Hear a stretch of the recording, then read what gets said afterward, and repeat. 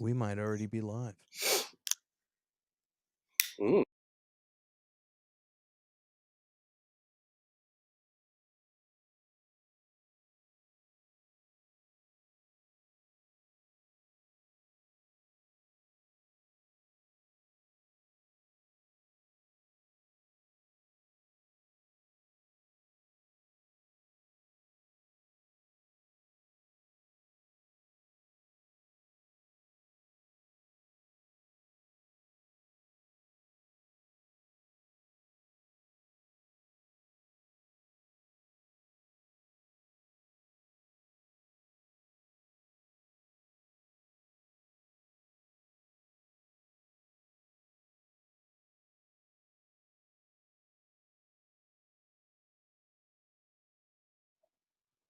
Did he just say the Riddlin kids get bloody and bruised?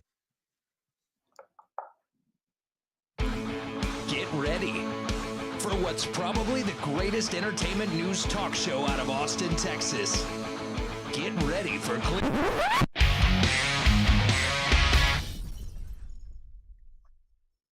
That's right, guys. I'm back. Clint's back again. Oh, no. He's probably going to be telling us about that show this Saturday. The one that we've seen all the videos on Instagram and Facebook. Oh, yeah. There he is. Oh, look how young he is. Yeah. Yes. I'm here to tell you about the show that's happening at Mohawk this Saturday.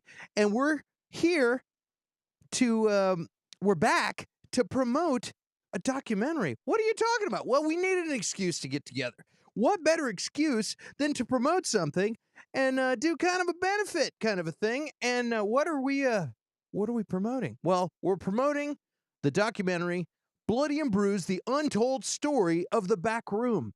Yes, the back room where we did our CD release party, where we played a million times. That was our home. The back room was our home. And when we found out that there was a documentary about the back room coming, I wanted to get involved. And yes, I got involved. All right. I ended up the narrator. So I'm personally I'm emotionally involved in this thing, and I wanted to get on the channel, talk about this thing, and promote it. And this weekend we're having the big show, and to help me talk about this, I'm acting like this is my baby. I've got the father of Bloody and Bruised: The Untold Story, Budro Partida. He's been on the show before. He's my good friend.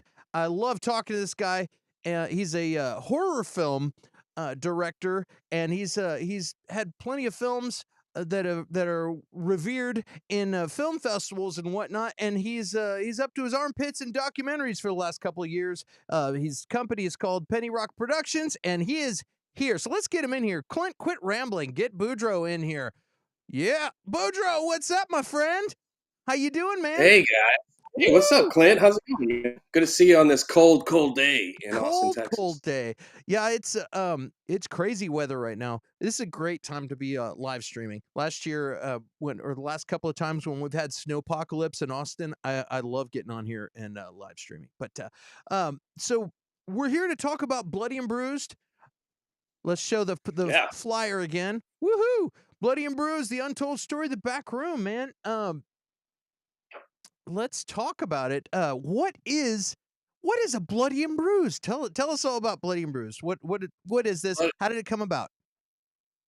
Bloody and Bruised, The Untold Story of the Back Room is a full feature documentary talking about the historic, iconic, the heavy metal iconic club, the most notorious heavy metal club that existed in Austin, Texas for 30 plus years. It closed down in 2006, and this film explores. It's kind of a little history lesson, a little love letter about this iconic club that was around in East Austin that was kind of the redheaded stepchild of all the other music venues that were in Austin.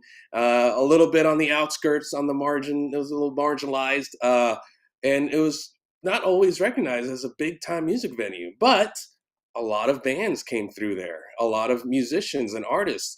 They made their bones there, and they cut their teeth there, and they had CD release parties there, and some even got signed out of there. And So this film kind of is a retrospective piece that kind of goes through all the entire history of the club, interviewing musicians, staff people, fans, journalists, and it's just kind of a big monster of a film that kind of gives us little kind of encapsulated history of the Austin music scene.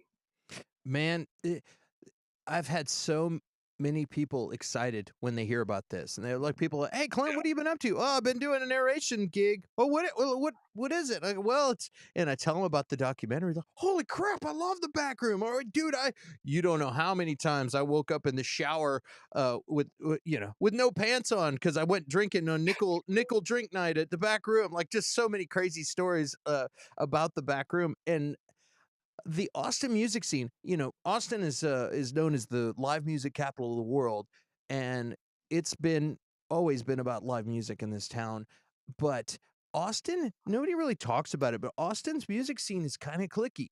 You know what I mean? It's like it's its own thing, and sometimes things that get praised in this town that aren't what's going on outside, like me, as if I want to cry about it, like we'd go out when in my old band Riddlin kids, we'd go play the Craig Ferguson show, and we'd be on the radio nationally, and then we'd come home, and then there'd be like, some hometown hero on the cover of the Chronicle, and we'd be like, when are we gonna get on the Chronicle? And it was like, man, we always felt like outcasts, like, oh, I guess because we're doing is on the radio, we're not cool enough, we're not doing the blues thing or whatever, and we always felt like outcasts. But you know where we could go? That we could go to the back room. We'd go to emos. There's a couple other clubs that a lot of people took care of us in this town, but the back room definitely felt like a home. And in narrating some of these scripts on the documentary, I kind of got that feeling. I was like, yeah, dude, they were outcasts over on Riverside, and Yeah. everybody else is downtown and doing their thing, and these guys have this club out here on Riverside, and it's grimy, and it's, even kind of a bad neighborhood and all these things, but it was just made it more rock and roll, you know what I mean, and more fun. Character. Yeah, it I think that's definitely what gave it character. character, Yeah. and that's what kind of made it unforgettable.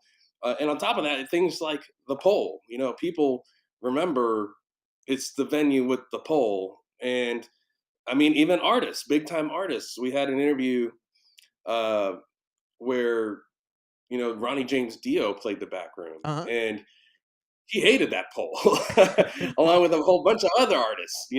But it gave it its signature. That was a signature kind of blemish that a lot of people didn't really like or understand, but it kind of made it a landmark, and it kind of the back room kind of emoted this kind of this sense of community. And Absolutely. a lot of people that felt like they didn't fit into the downtown music scene, they felt like they fit into the scene of the back room. And I think that's why it's significant. And I think that's why it's important. And I think that's part of the reasoning of why I wanted to make this film, because I didn't want that to be forgotten, because I was a part of that scene along with you and everybody else that was in it. We went to that place. I'm not an out of town filmmaker making a movie about something I don't know about. I was in that. I was part of the scene. My crew was part of the scene. Our entire production team: John Jew, Adam Salinas, Tammy Moore, our executive producer Ray Segern. They either worked there in some capacity or we all went there, and so we knew that place very well, along with everybody else that was a part of the film that was interviewed. So, you know, it was a big, huge, monstrous project that took nearly 4 years to complete, and it was ungodly how much time was spent on it, because this film has literally thousands of photos, flyers, ticket stubs, video clips. Like, it is a monster of a film, and which is why it took so long to make. Let, let, But let me ask you, how many hours of footage, or how many hours of footage do you think you have, or like how long? Because oh, I know you got this thing edited down. How long could this have been if you kept everything in? let me say that the initial cut of this film was 4 hours long. You know, when it finally was made, it was 4 hours long. Uh, that wasn't going to work because we wanted this to be a final film, not a series. So, you know, I had it was up to me to go through it and trim it down and you know, compress it and tell the story shorter. So the next cut was about 2.5 hours long, which still felt, you know, somewhat good, but it wasn't going to fit into film festival programming, so it needed to be 2 hours or shorter. So we are the final cut of the film is 144, and that's what, you know, is a nice, comfortable. Uh, you know, it's not I wouldn't say it's the director's cut by any means, Mm. but it's a workable cut that I think people. It's very easily digestible, is what I'm saying. So, but yeah, man, I mean, there's literally hundreds of hours of video clips.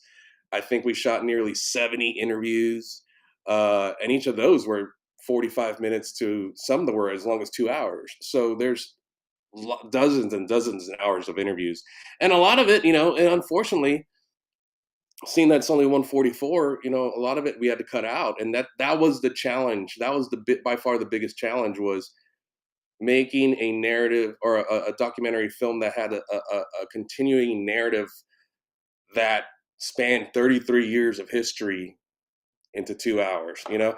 So, but I'm really happy with the final product. It's by far the best thing I've done in my 25 years of filmmaking and television production. And so I think real people will really enjoy it. I've seen some of it. I got to see a sneak because I'm involved in the project. I got to see a little sneak peek to everybody out there, and I saw about 40 minutes of it, and that was just a little teaser. And I'm ready to see the next hour. I want to see the next hour. That the Like you said, there's so many cool interviews in this documentary, talking to just cool people and interesting stories. And I really liked the way you pulled from different people's stories and different conversations, and they dovetailed into each other to where you could kind of tell the spirit of this documentary and the love for this club kind of was in everyone that you interviewed, to where like they were saying the same things a lot of times, and you were able to start the people different people from different interviews are practically finishing each other's sentences, and it's really neat. It's really neat how it all flows together, and it was really fun to watch. And once I got done, I was like, man, wait, that's it. I want to see more. So I'm excited to see this thing come out. Well, for people at home who might want to check this out. Who did you interview? I mean, I know, but I want you to tell the people at home just to who can they expect to see, or stories about who what is this document like, who is this documentary about? There is We interviewed a whole cast of characters that kind of span the entire almost the entire lifespan of the club. So we actually started with a group that was around in the 70s and early 80s. This is a country duo named Dan and Dave. For a lot of people that don't know, the backroom actually started off as a little kind of country hole in the wall, kind of like little watering hole. And you know, its heyday was kind of like the mid 80s, late 80s, early 90s. That was kind of like the big, you know, sex, drugs, rock and roll kind of era. Uh, that was kind of like the big kind of uh, time period for the film. But in that era, we interviewed a lot of local musicians that were a part of that, but including Jason McMaster, uh, John Moyer, Joey, and then later on during the metalcore metal years, pop punk era. You know, we also interviewed Joey Duenas from Moon Loco. But we also have people like Chris Gates from Junkyard, Tommy Mack from Young Thunder. God, And I'm like, there's and so well, many. there's also stories about bands like Pearl Jam and the Ramones and World other people like for music fans out there that are like, I don't know, I don't know these local guys. There's stories about small like bands that are huge that were small and played at this club before they were huge, even. You know what I mean? And Yeah, just crazy stuff because the shenanigans. People for like Lemmy from Motorhead, you're not going to see yeah. him downtown at Antone's. He would go to the back room. You know what I mean? Like, there's some really cool stories in this movie. Yeah, it's also relative to some of the national headliners that came through there, including like you mentioned Pearl Jam, who played for 50 people. Um, some of the other, obviously Pantera was huge, and so we actually, we talked about Pantera's appearance at the back room for a couple of their appearances. Motorhead, you mentioned Motorhead, so and then the thing is that we actually shot reenactments of a lot of these stories, and so that kind of also was something else that I really wanted to do, so that I can kind of, for the people that were there, they can kind of say, oh, yeah, I kind of remember that, and for the people that weren't there, they can say, oh, so that's kind of what it looked like. Yeah.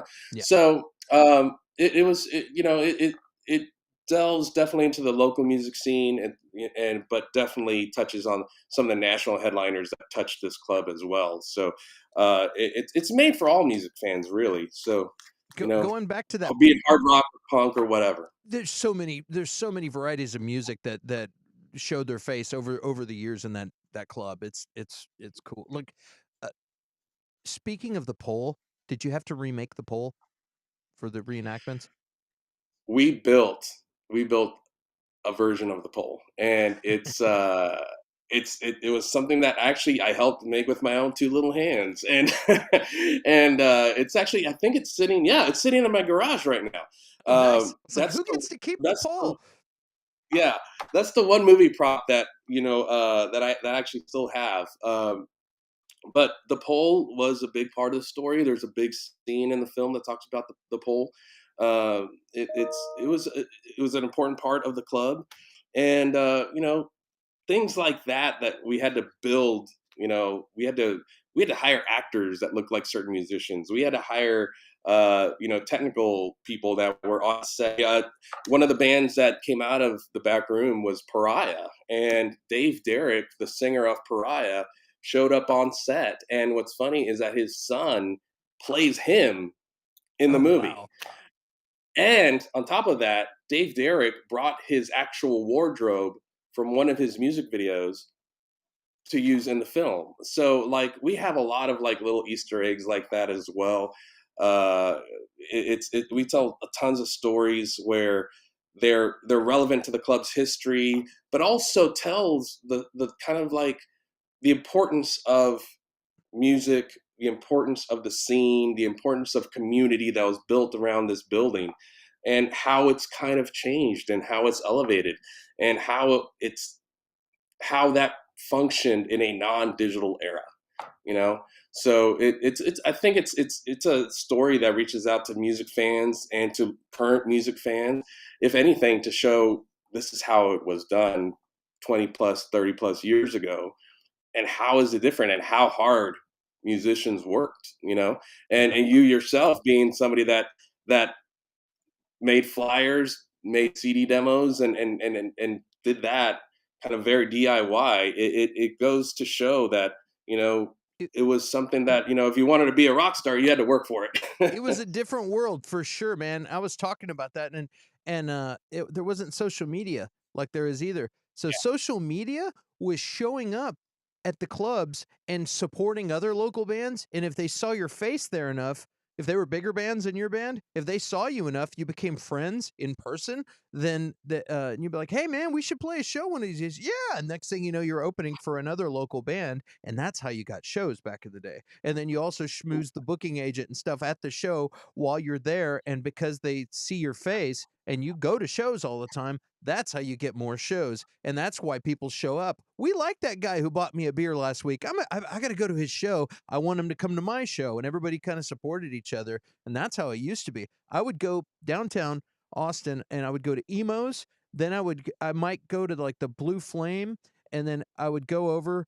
and I'd go to the Flamingo Cantina, casino. I'd run over to the Ritz. I might stop at the Black Cat or the Bates Motel the way in the early days. And there might be a show at Voodoo, which was a fourth. That was all downtown. And sometimes I'd go down to all those places and then there wasn't anything going on, or I already made the rounds. And then I'm like, I'm getting out of downtown. I'm going to the back room. And I'd go to the back room.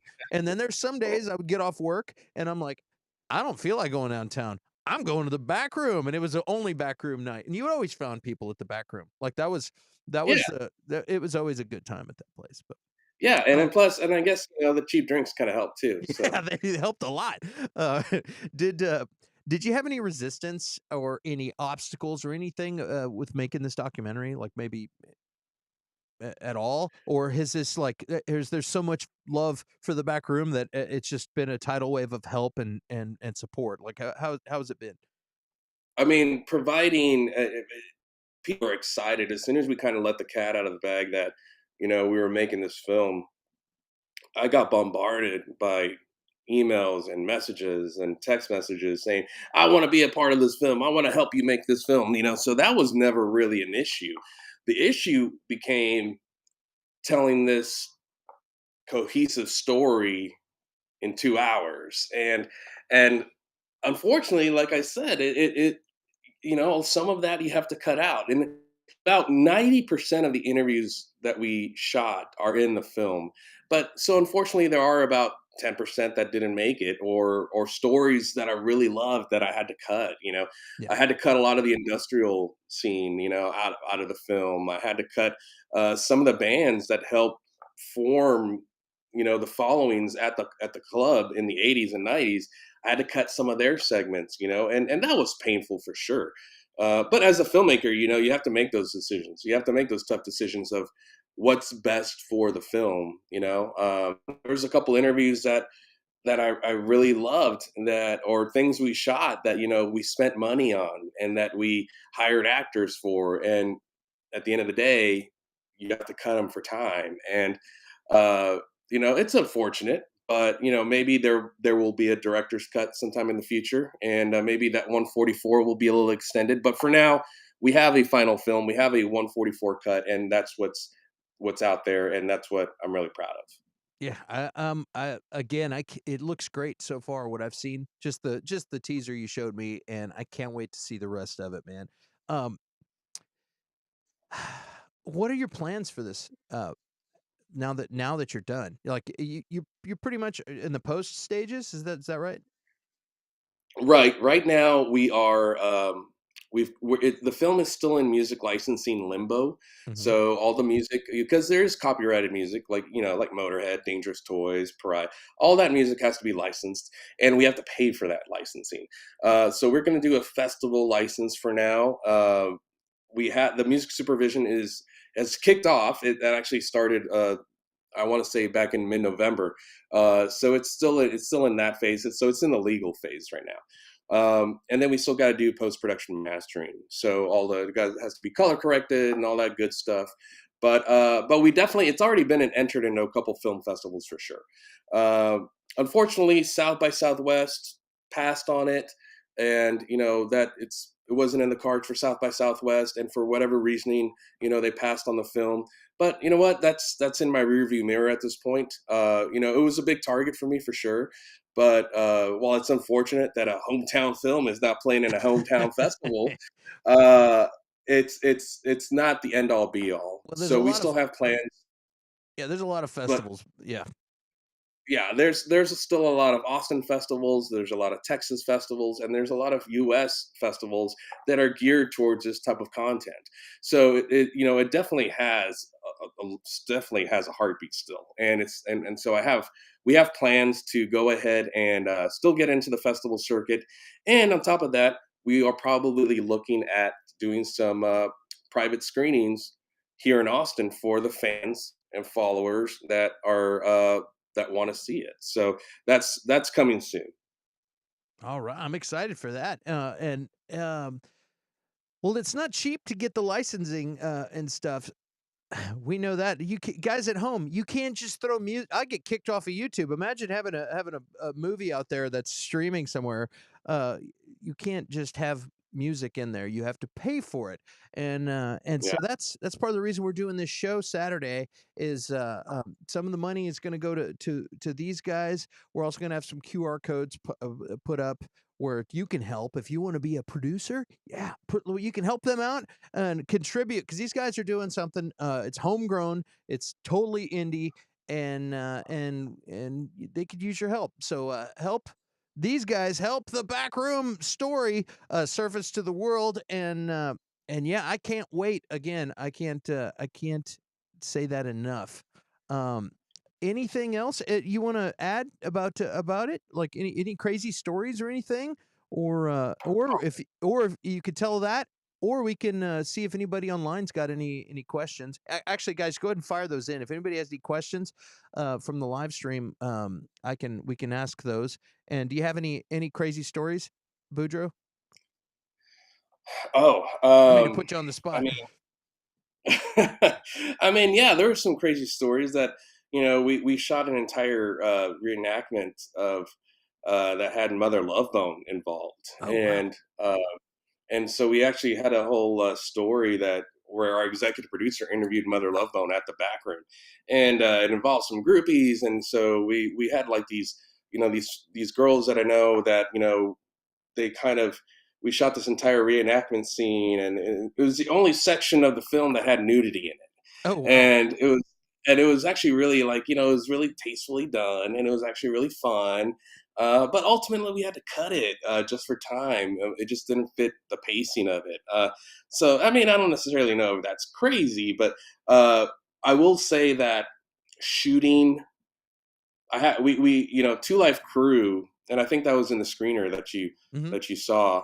There was Two Life Crew played at the back room, and they ended up causing a riot. And what happened was somebody brought out a gun, shots went out, and then it was just chaos. And that was the first time I had ever shot a riot inside of a club. I will say that was intense.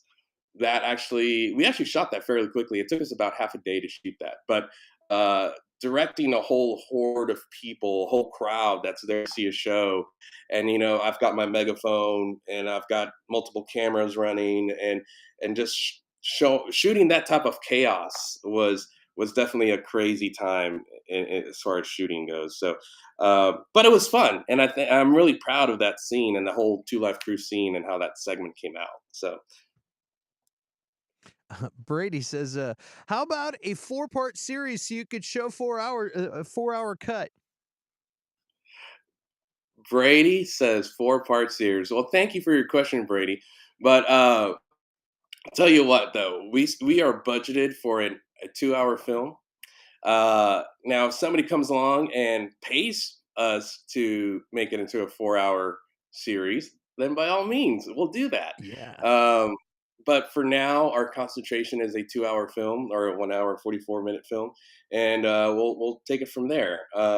Obviously, the end game is to have it ultimately on streaming, but the big curveball is music licensing and what distributor would pick that up. Because we have a heavy roster of about, I want to say, around 32, 33 copyrighted tracks that need to be cleared through all the record labels and such. And so any distributor would also have to pick up that burden of cost.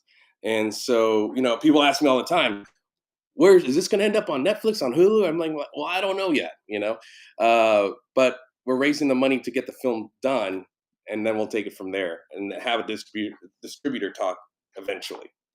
Yeah. So we're all gonna cross our fingers for that, and I can't wait to see what happens, man. Dude, Boudreaux, I'm really glad you came on to talk about this, and well, you might if you guys anybody listening to local Austin radio 101X, you might hear us this week, either Friday, Thursday or Friday. You might catch us on the air talking about this stuff. So we're working Yeah, on. and yeah, and I was going to say that we might actually have a couple of free pairs of tickets to this Saturday's show, this Riddlin Kid show at Mohawk on Saturday, January 20th. Woo, January 20th at where was it again? At Mohawk. That's right. January 20th. You can come check out the show. It's gonna be a good time. Friday, Riddlin kids are doing a meetup at Pinballs on Lake Creek. That's going to be a blast. Even if you can't make it to the show, come out to that, hang out with us. All the Riddlin kids guys are going to be in town, and we're going to be there. And I'm sure we'll be talking about the documentary while we're there, and then we'll be throwing axes and eating pizza and racing go-karts and playing video games. That's going to be a good time. And then Saturday, festivities. We're gonna have a good time, rock out. Yes, it's cold, but it's supposed to warm up a little bit. So we're gonna have a good time. So I hope we see you guys there. You can look up Budro, find him on social media, Budro Partida, and you can find Penny Rock Productions, pennyrock.com. You could find them on Instagram and Facebook. Follow those guys, and you can get information about this documentary and future films that are coming down the pike.